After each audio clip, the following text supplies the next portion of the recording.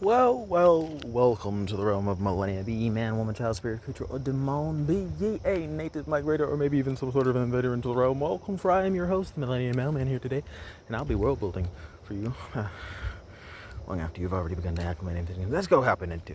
So, week 42, Devil's Advocate hot take, is something about apples and oranges, you know, doctors to cooks. This whole idea of the nursery rhymes and how they're intermingling, and yet still, despite how intermingling and how connected they are, it is getting harder and harder for these newer generations to understand the intent and the purpose behind these nursery rhymes and why they're so important. And worst of all, harder for them to remember what these nursery rhymes are and what they were intended for, right? An apple a day keeps the doctor away. Oranges, a couple oranges a week keep you from growing weak, right? Fruits from the bowl is food for the soul. It's like these simple nursery rhymes. It's getting harder and harder for the future to remember and understand for some reason. So it's like, I don't know the solution, whether or not we gotta create some new ones for newer generations to be able to connect with on that deeper level, or if we just need to overhaul it, or just ignore it, or we just need to force it down the youth's throat more often. But it's getting harder and harder, and that's what the hot take for the week is. So the more you know. And now that the YouTube short is over, let's get that full introduction. Welcome to the realm of Millenia. Be ye man, woman, child, a spirit, creature, or a demon. Be ye a native migrator, or maybe even some sort of invader into the realm. Welcome, for I am your host, the MILLENIANmailmen. And this is a Mailmen Monday, so sit back, relax, and please do enjoy as we keep it mild today. And generally unrelated to the hot take of the week. Now, my unrelated point is, I've seen a lot of the talking points revolve around per capita, and my favorite debating action is to delve into layman's terms. So today I will be breaking down what exactly the hell per capita is, but in layman's terms, right? So on the lowest level, exactly what per capita is basically a percentage value. Per capita is heavily related to statistics and the probability and the value of things, integratively wise, right?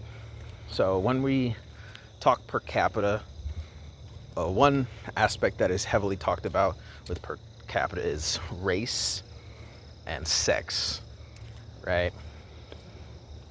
You see, like the male statistics, per capita, these men, those men, black men, white men versus white women, black women, da-da-da-da-da-da-da. This goes go on and on, right? You especially see that in a lot of these podcast debates from male to female, like the Whatever podcast and the Andrew with Wilson. They use terms like per capita a lot. And for you people who don't seem to understand it, like, number one, that gives me very little hope for the intelligence of the future, because you guys that go on the Whatever podcast seem to have a lot of degrees, but you don't know these basic debating terms. So it's like, I wonder what your degree is in. Is it in something really important that you don't understand these relatively basic terms that revolve around discussion? But I'm not here to really dog you out. So back to the point. Per capita. What is per capita? It's percentage based, right? So another way of understanding it is like, hey, per capita, this statistic, that statistic, is another way of talking about percentage based on head count. Per capita, per capital head, right? Per capital offense, right? We're counting heads. So in order to better even out the playing field for the little guy, or just to make it harder for the bigger guy, if we're talking race per capita, I'll just use the black and white analogy here. a random statistic. It's not the real one. Don't come at my throat. There are random race statistic. There are 10 times as many white people in America than there are black people, right? So per capita, every statistic, everything you can find out about a black guy in America is going to be 10 times more valuable in order to better level the playing field, because there's 10 times less black men than there are white men. So per capita, any value you see is 10 times better or 10 times worse than any white statistic, right? So because there's so many more white people, that's how you level out the playing field, per se. So if we talk, what's the one I seen recently? Gun violence, school shootings. Per capita, there's like, statistically, for every 5 mass shootings done by white people, there's one black guy shooting up schools way the exact same way, right? But once we get per capita involved, you have to multiply that black guy's number by 10 or divide that white guy's number by 10, right? So the likelihood, because there's that many less, so in order to understand the likelihood of it happening in the black community compared to the likelihood of it happening in a white community, say you are 2 times more likely to run into a black person who's going to commit this mass school shooting versus a white person committing a mass school shooting. Because per capita, once you compare these two margins, there's that degree of 10. So if there was 100 people you're evaluating and 10 out of that 100 white guys was a school shooter, compared to 100 black people and say only 5 of them are school shooters. Considering that the larger population of white people is going to be 100 million white people to 10 million black people, you have to either scale up the black number to equal out that percentage or scale down the white people number to match, to get a better representation of the percentage of probability. In the white community, that number is going to scale like 10% of the white community is lethally dangerous in this mass shooting sector, right? 10%. Wild, right? But because the white community is 10 times larger than the black community, you can scale down and be like, okay, the likelihood of you running into a white person who's a school shooter is going to be a little less because there's way more white people than there are black people, versus you going over there to that black person statistic, it is 10 times smaller than the white community. So the probability of you running into a black person who's going to do that, because the black community is so much smaller, if you run into a black person, the likelihood that that black person might be a school shooter is far higher. So even though that 10 out of 100 is the exact same, because there's more white people per capita, it is less likely to happen that you run into one versus the probability of just using the numbers themselves, right? Because technically, if there are more people and the percentage likelihood amongst that people is the same, hey, I'll likely run into a white person school shooter is going to be that much higher, right? So like per capita, not being involved, just the likelihood that I would run into a school shooter is higher in the white community than a black community, right? No? Awesome. Per capita changes things. It's not always wrong, but there are certain conversations where it doesn't make sense, and other conversations where it totally would. But that's just for like one example. And then there's that whole per capita of male to female, right?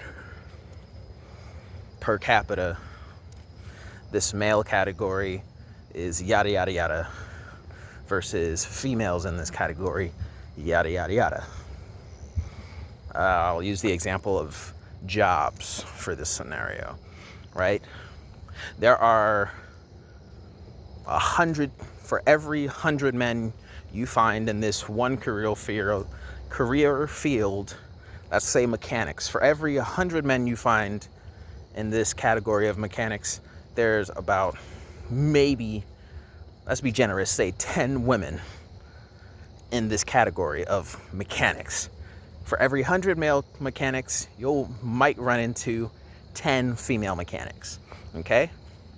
So per capita, to level the playing field, we're gonna have this 10 ratio again, right? Now, keep that in mind, because we're talking about wage gaps here. We're talking about the likelihood in this, if you were to take an even selection of 100 male mechanics and 100 women mechanics, if we were going to look at the numbers, probabilities, and statistics, how many of you are satisfied with how much you get paid? How many of you often get a pay raise that satisfies you after you complain about it? How many of you feel you get enough money for the amount of work you do? How many of you are would be willing to work more hours if we gave you this pay? Let's just say 90% of them are happy. And it's the exact same percentage for women, right? 90% out of 100 are unsatisfied, and they become satisfied with their pay raise, right? Meaning there's 10% that are not so much happy about that. But overall,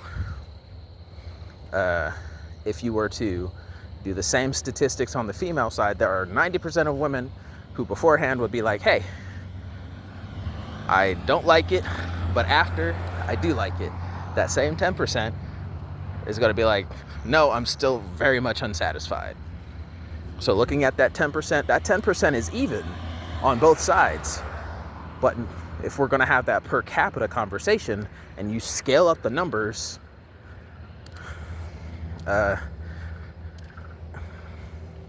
that number can be relatively mismatched and probably more skewed, because that was probably wasn't a great number. I should have said like a different number rather than the same number there. But you understand the general margin, right? Because if I said, like, I probably should have said something like for every 100 there's like 50, because that scaled up would make a different number. But I already used that one. So, but when you have that little guy getting scaled up by per capita, it makes things bigger, is the whole point being made here, rather than it just being a probability and statistic. That probability and statistic can get heavily skewed one way or another. I know there's this statistic that people found out and talk about per capita about New York City and shootings, right? There was 368 shootings in New York, 2025 of New York, in the first 9 months. That's August and September. From January to September, there was 368 shootings. 366 of them were done by black people. Oh, by golly. And only 2 of those shootings that happened in the year were done by white people. Ugh, that's pretty bad. Now, if we were to use those same black to white metrics and scale it per capita, by golly,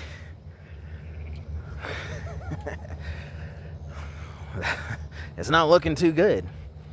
That would make it relatively 3,680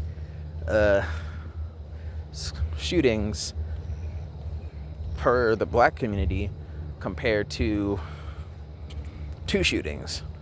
Or if we were to scale it down on the white side, the likelihood of a white person having done a terrible event and done a shooting in New York was less than 0.5%, not even a full 1%, right? But on the black side, it's like run into a black person, the likelihood that they did that is in the 1,000 percentile region. It's like if you just look at a random black person in New York, yep, that one. What's the probability that guy is involved in some gang activity or shooting? Oh yeah, the probability says per capita it's 3,000% likely that they have been involved in something. I fucking knew that shit. Versus, oh my god, it's a white person, male privilege, male toxic, white person. Oh my god, what's the probability per capita they did something?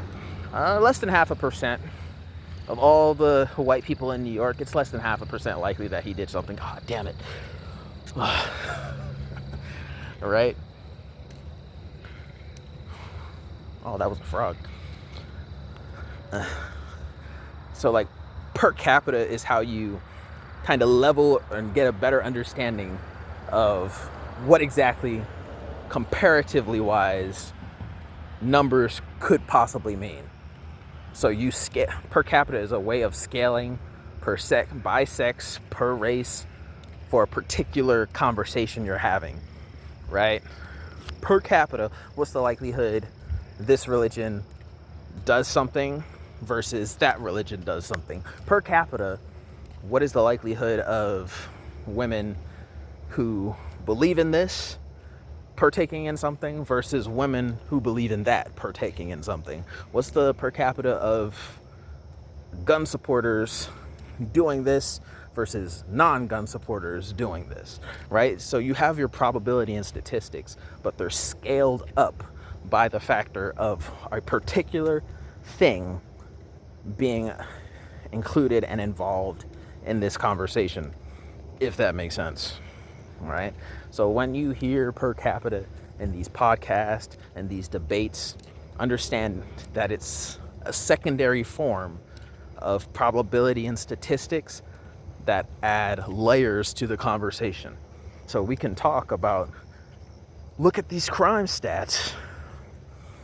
It is more often black people just in general commit more crimes than white people. That's not true. Let's rephrase. For every crime in the book, there's 10 times more white people who commit crimes than black people, because there's 10 times as many white criminals in prison than there are black people in prison, right? We're going to go with that.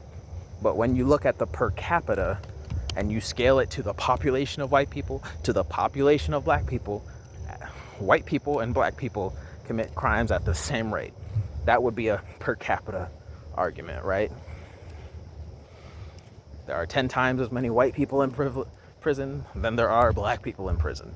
But because we're talking per capita and we're trying to level the playing field or try to make it worse, we realize, darn, we can't make it too much bad, because per capita, we're committing crimes at the same rate, right? Because there's more white people. The fact that there's only this many white people in prison means there's an equal number of good guys, right? It doesn't matter that white people get caught and thrown in jail 10 times more often than black people, because there's 10 times as many white people as there are black people. So that statistics means nothing. White people are so much worse than black people. Not per capita, not really. White people per capita are the exact same in evilness to black people. I don't understand this argument you're making here. White people in Montgomery. Okay, now we have an argument. In Montgomery City, there's 5 times as many black people in that population than there are white people. But there's still 10 times as many white people in prison than there are black people in prison. That per capita levels things out to be worse. That means times 10, there's 100 white people in prison compared to the black person in prison. Ooh, that don't look too good for you. For every 10 black people in prison, there's 100. There's 100 bad offenders. That is so much worse. Right? Once you scale it up per capita, ooh, buddy, your crime is so much worse now. Right? Scale up or scale down. It can, per capita can make an argument worse or way better for the side trying to bring it up. Per capita, what's the offense look like? Per capita, per head, per percent, whatever. We're trying to scale here. That's all the whole per capita argument is. So the next time you hear, do you know what per capita is? They're trying to gauge whether or not you're just looking at the numbers you're giving, or whether or not you can understand the deeper meaning behind those numbers you're given, right? Oh my gosh, there's 1,000 criminal offenses going on. Okay. Where? Because per capita, that 1,000 offenses could mean nothing. So long as there's 1,000 criminal offenses happening in cartel Cuba, that what are we talking compared to the non-criminal offenses? You need to scale that down. That is nothing different than average. If anything, that's less criminal offenses than last week. Oh, in a month, only 1,000 criminal offenses in cartel Cuba. That's crazy. That was a good ass freaking month. Because right now we're averaging over 1,000 per week. So per capita, that's a great day. You're making it sound real bad. Oh, criminal offenses by children? Yeah, that's pretty bad per capita. Last week, we only had 10 criminal offenses done by children. And now you mean to tell me this month, we had 1,000 criminal offenses by children alone? Amazing. Oh, per capita. Oh, just criminal children males. Oh yeah, most of the children who did the crime were Latinas because their hearts was broken. They get crazy about that. most of those 10 offenses by children were women. There was only now you're doing it times that by 1,000 per capita. The numbers are getting real bad, right? Per capita is how much about a particular subject do you know and understand the depth of the value of it, right?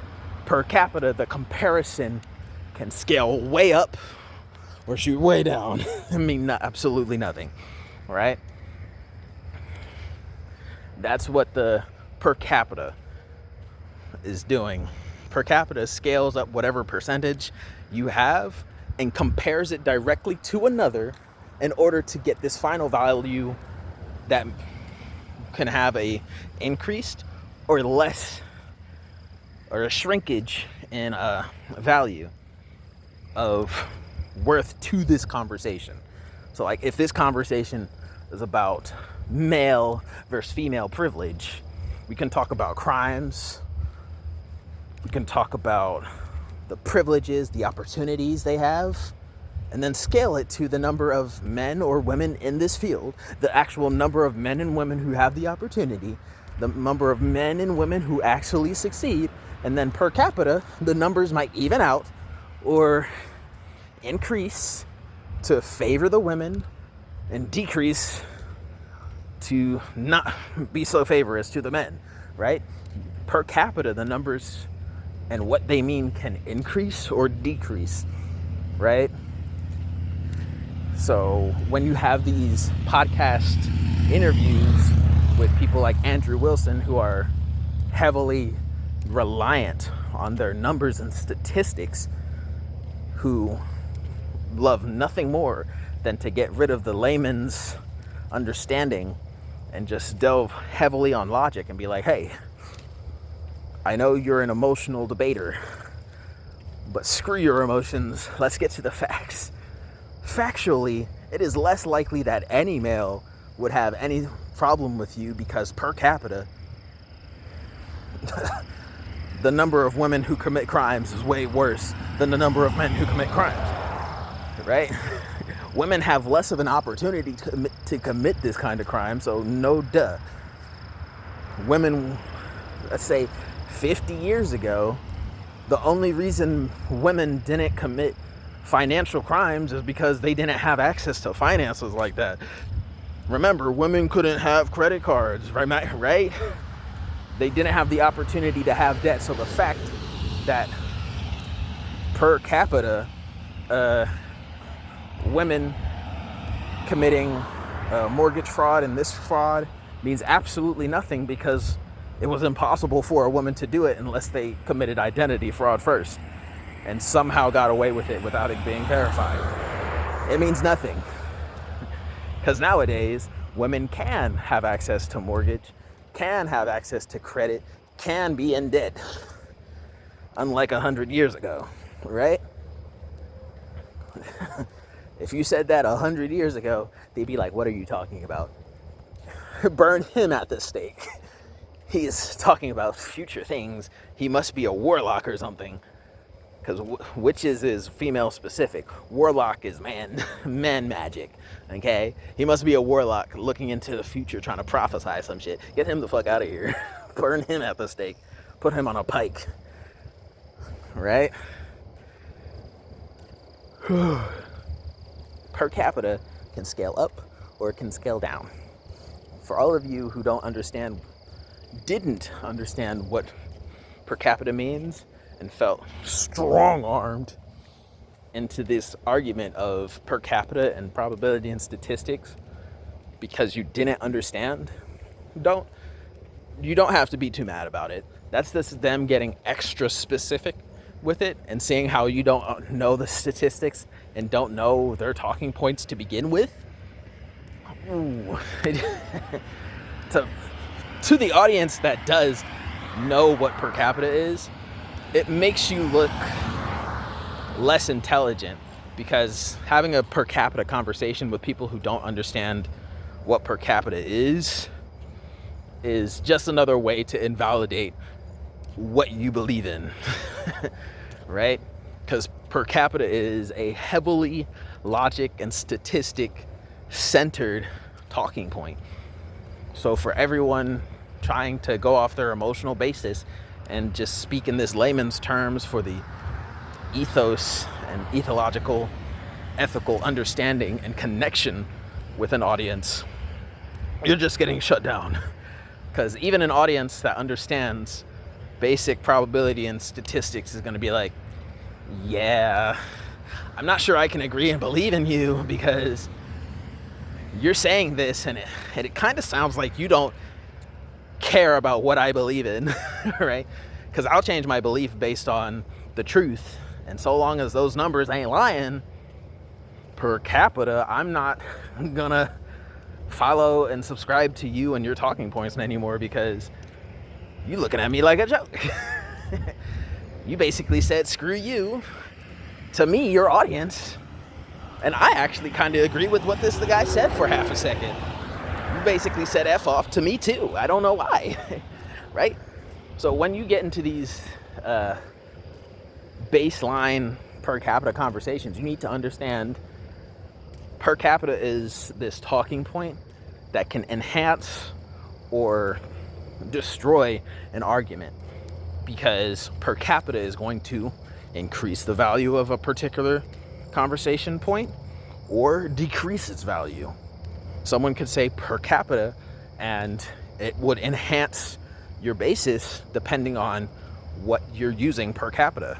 Per capita, there's more women than there are men, meaning male value in this particular field can increase, or better yet, better decrease further down, because male understanding is male opportunity to even have a sense of understanding, to be important in this field, decrease, shut it down, right?